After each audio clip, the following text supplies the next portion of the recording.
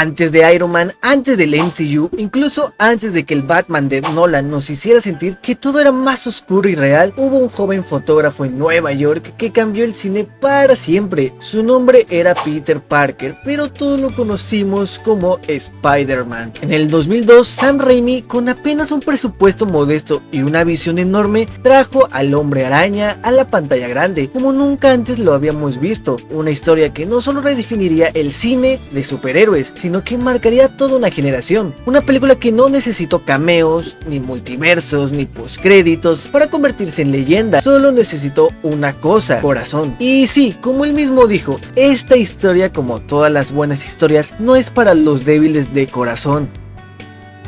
En 2002, las películas de superhéroes no eran lo que son hoy. No existían los universos compartidos, no había 3 o 4 estrenos al año, y lo más común era que Hollywood no confiara en este tipo de historias. 5 años antes del estreno de Spider-Man, el cine de superhéroes había tocado fondo. Batman y Robin del 97, dirigida por Joel Schumacher y protagonizada por George Clooney, fue un desastre total. Un tono infantil, diálogos ridículos, trajes con pezones y un exceso de color neón convirtieron a la cinta en un meme viviente, pero su fracaso no fue solo comercial. Después de Batman y Robin, el público y los estudios perdieron la fe. Las películas de superhéroes comenzaron a verse como productos para niños, sin peso dramático, sin ambición artística y con poco futuro en taquilla. El género quedó estancado. La desconfianza fue tan grande que se cancelaron varios proyectos prometedores. Un Batman 5 que quedó enterrado, una película de Superman dirigida por Tim Burton y protagonizada por Nicolas Cage se desvaneció. Otros personajes de cómic ni siquiera tuvieron oportunidad de llegar a la etapa de preproducción. El golpe fue tan fuerte que Warner Bros., dueños de los personajes de DC, frenaron cualquier plan relacionado con superhéroes durante años. No fue hasta el 2005 con Batman Begins, bajo la dirección de Christopher Nolan, logró redimir al personaje y al género con un enfoque más serio y realista. Aún así, algo comenzó a cambiar en el año 2000. X-Men, dirigida por Bryan Singer, ofreció una versión más sobria y respetuosa de los cómics. No había trajes de colores brillantes, sino trajes de cuero. No había chistes constantes, sino conflictos internos, discriminación y drama.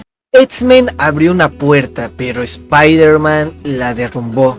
Cuando Spider-Man llegó a los cines el 3 de mayo de 2002, nadie estaba preparado para el impacto. La película recaudó más de 800 millones de dólares en taquilla mundial, una cifra gigantesca para la época. Fue el primer estreno en superar los 100 millones de dólares en su primer fin de semana solo en Estados Unidos. Eso rompió récords. Además, su estreno fue apenas 8 meses después del atentado del 11 de septiembre de 2001. Nueva York estaba herida y ver a un héroe que protegía a la ciudad desde sus rascacielos tocó el corazón del público. La gente necesitaba esperanza, necesitaba símbolos, y Spider-Man fue eso, un símbolo de resistencia, de sacrificio y de humanidad. Incluso el tráiler original de la película que mostraba a Spider-Man atrapar un helicóptero entre las Torres Gemelas fue retirado, pero el espíritu de la ciudad permanecía en cada fotograma. En un mundo que no creía en los superhéroes, Spider-Man demostró que aún podían ser grandes, no solo por sus poderes, sino por lo que representaban. ¿Por qué Spider-Man de 2002 funcionó tan bien? ¿Por qué incluso más de 20 años después sigue siendo una de las mejores películas de superhéroes jamás hechas? La respuesta no es una sola, es un conjunto de decisiones creativas, emocionales y técnicas que lograron algo único.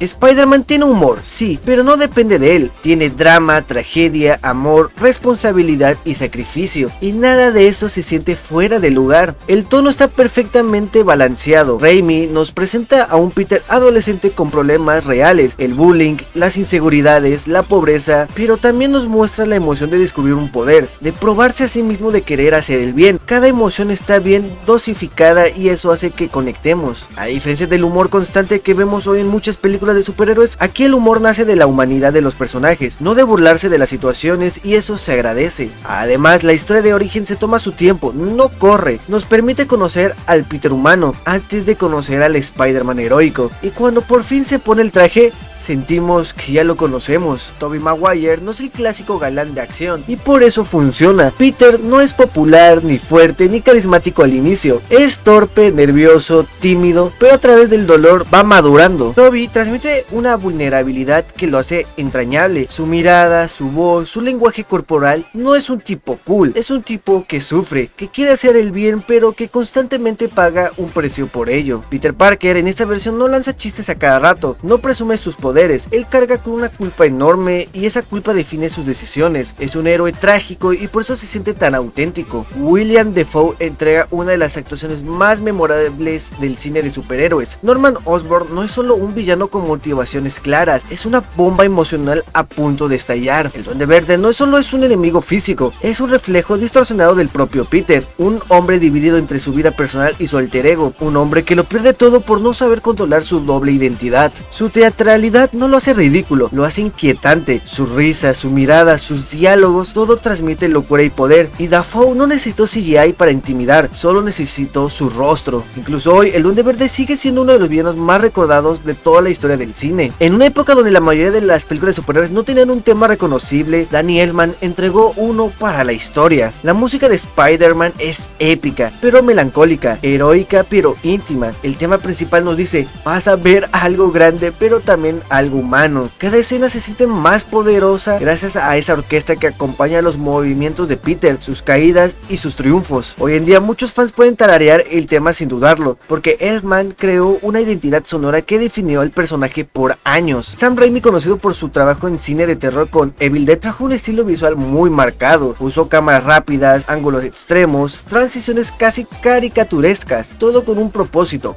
capturar la esencia del cómic sin caer en lo absurdo. Cada cuadro está pensado para sentirse como una viñeta, desde el uso de la cámara lenta hasta cómo encuadra la acción en los techos de Nueva York. Raimi sabía que Spider-Man no solo tenía que verse bien, tenía que sentirse como una fantasía hecha realidad. Además, Raimi mezcla géneros. Hay drama, adolescente, romance, acción, momentos de terror psicológico como cuando el duende habla con su reflejo en el espejo, y todo eso convive sin romper el tono. Spider-Man de 2002 no se convirtió en leyenda por casualidad, fue el resultado de ediciones inteligentes, pasión por el personaje y una dirección con identidad. Una película que respetó su material de origen y lo tradujo en una obra cinematográfica accesible, emotiva y poderosa.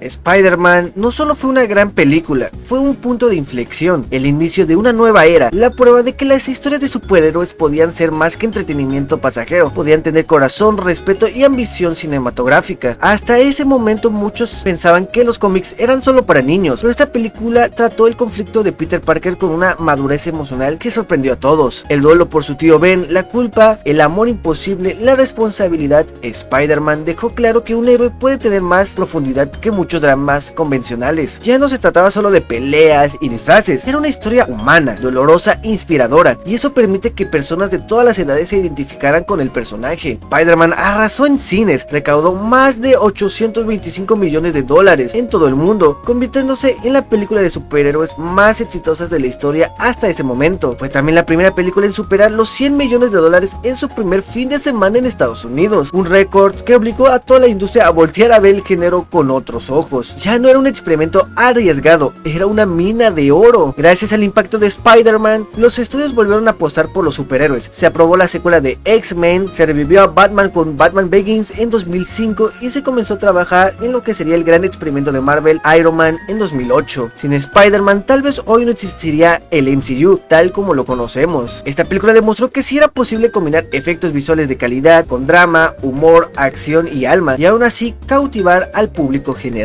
Otra de las grandes virtudes de la cinta fue su equilibrio entre fidelidad al cómic y libertad creativa. El traje de Spider-Man era impresionante, reconocible y práctico. El Duende Verde tiene un diseño propio, pero con toda la intensidad del personaje original. Nueva York, por su parte, no era solo un escenario, era un personaje más. Sam Raimi respetó la esencia del héroe, pero no temió ponerle su sello, desde los encuadres exagerados hasta los momentos de horror psicológico. La película era fiel, sí, pero también única. Después de esta película, Spider-Man no era solo un superhéroe, era un fenómeno. La frase "un gran poder conlleva una gran responsabilidad" se convirtió en un lema generacional. Todos tarareaban el tema de Danny Elfman, todos imitaban la pose con las manos, todos querían ser Peter Parker o al menos entenderlo. El Spider-Man de Tobey Maguire se volvió el héroe definitivo para millones de personas, una figura que trascendió el cine para convertirse en símbolo de sacrificio, honestidad y perseverancia. Spider-Man de 2002 no solo salvó el cine de superhéroes, lo redefinió, y aunque hoy vivimos en una era era donde abundan los universos compartidos, los cameos y los crossovers, nunca debemos olvidar que todo esto comenzó con un chico común, una picadura de araña y una elección a hacer lo correcto. No sé ustedes, pero cada vez que veo a Peter renunciar a Mary Jane al final de la película, recordando las palabras de su tío Ben, me duele, y me duele como la primera vez, porque ahí en esa última escena, sin traje, sin peleas, sin explosiones, se resume todo lo que hace grande a Spider-Man, la decisión de no hacer lo que quiere, sino lo que debe. Eso para mí es el verdadero peso de ser un héroe, y por eso esta película nunca pierde fuerza, porque no se trata solo de balancearse entre rascacielos o pelear con villanos, se trata de perder, de elegir el deber por encima del deseo, se trata de crecer, aun cuando crecer significa estar solo. Spider-Man de 2002 me enseñó que un héroe no es el que tiene poderes, es el que toma decisiones difíciles, incluso si nadie las aplaude, es el que sigue adelante aunque su corazón está hecho pedazos, es el que carga con la responsabilidad de hacer lo correcto, simplemente porque es lo correcto. Y sí, el cine de superhéroes ha evolucionado mucho desde entonces. Hoy hay efectos más realistas, multiversos más enredados, trajes más brillantes, pero muy pocas películas han logrado lo que hizo Sam Raimi en 2002, contar una historia con alma. Y bueno, no siempre hay efectos realistas, Estos últimos años ha habido efectos muy malos. No es perfecta, pero es honesta, es humana, y por eso para muchos de nosotros sigue siendo insuperable.